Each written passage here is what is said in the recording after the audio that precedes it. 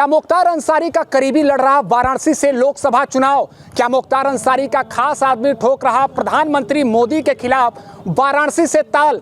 कुछ ऐसे ही विषयों को लेकर सियासत के किस्से में मैं निशांत चतुर्वेदी आप सभी के साथ जुड़ा हूं। पूर्वांचल और उत्तर प्रदेश की नज़र इस समय वाराणसी पर टिकी हुई है। वाराणसी का मुकाबला बेहद दिलचस्प नजर आ रहा है। प्रधानमंत्री नरेंद्र मोदी भारतीय जनता पार्टी की तरफ से तीसरी बार वाराणसी से लोकसभा चुनाव लड़ रहे हैं। इंडिया गठबंधन के प्रत्याशी के तौर पर अजय राय वाराणसी से चौथी बार चुनावी मैदान में हैं। वहीं सबको हैरान करते हुए बहुजन समाज पार्टी ने वाराणसी के ही एक चर्चित मुस्लिम चेहरे को टिकट दिया है, जिनका नाम है अतहर जमाल लारी। इस सियासत के किस्से में मैं बात करने वाला हूं कि अतहर जमाल लारी एक समय मुख्तार अंसारी के बेहद करीबी माने जाते थे। वैसे उनके सियासी सफ़र की बात कर लें तो तकरीबन 4 दशक पुराना उनका सियासी सफ़र रहा है। अपना दल हो, इसके अलावा जनता दल हो, ये तमाम दलों की मदद से वह आगे अपना सियासी सफ़र बढ़ा रहे थे।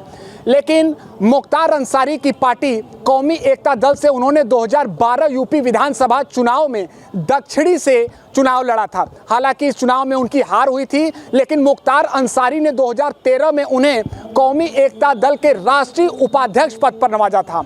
इसके बाद वह पार्टी के लिए लगातार काम कर रहे थे, बेहद सक्रिय भी थे।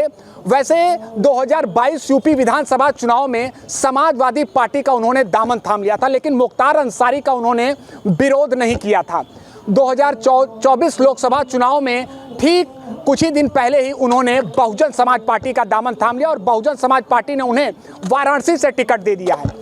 वैसे एक बात और हम आपको बता दें कि ये दावा हम इसलिए कर रहे हैं कि मुख्तार अंसारी के बेहद करीबी हैं अतहर जमाल लारी, क्योंकि खुद एबीपी लाइव से बातचीत के दौरान अतहर जमाल लारी ने यह कहा है कि मुख्तार अंसारी मसीहा थे। वह गुंडों के खिलाफ लड़ाई करते थे और गरीबों के हक की आवाज़ वो उठाते थे। तो निश्चित तौर पर जो सियासी गलियारों में इस बात की चर्चा है कि मुख्तार अंसारी के ही करीबी इस बार वाराणसी से लोकसभा चुनाव लड़ रहे हैं। एक और किस्सा हम आपको याद दिला दें कि 2009 लोकसभा चुनाव में मुख्तार अंसारी ने वाराणसी से ही लोकसभा चुनाव लड़ा था और मुरली मनोहर जोशी को कड़ी टक्कर दी थी। हालांकि इस चुनाव में मुख्तार अंसारी की हार हुई थी और डॉक्टर मुरली मनोहर जोशी भारतीय जनता पार्टी के दिग्गज नेता चुनाव जीत गए थे। लेकिन अब कहीं न कहीं वाराणसी के सियासी गलियारों में इस बात की चर्चा है कि क्या मुख्तार अंसारी का ही एक बेहद करीबी वाराणसी से चुनाव लड़ रहा है। वैसे अब ये देखना दिलचस्प होगा कि अतहर जमाल लारी के दावों में कितना है दम, क्योंकि वो ये भी दावा कर रहे हैं कि अजय राय का जमानत जब्त होगा और मुस्लिम व अन्य वो वर्ग जो सीधे सीधे भारतीय जनता पार्टी का विरोध कर रहा है वह उनके साथ है और प्रधानमंत्री मोदी को वही सबसे कड़ी टक्कर दे रहे हैं।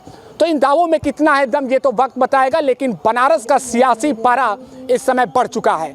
एबीपी लाइव के लिए वाराणसी से निशांत चतुर्वेदी।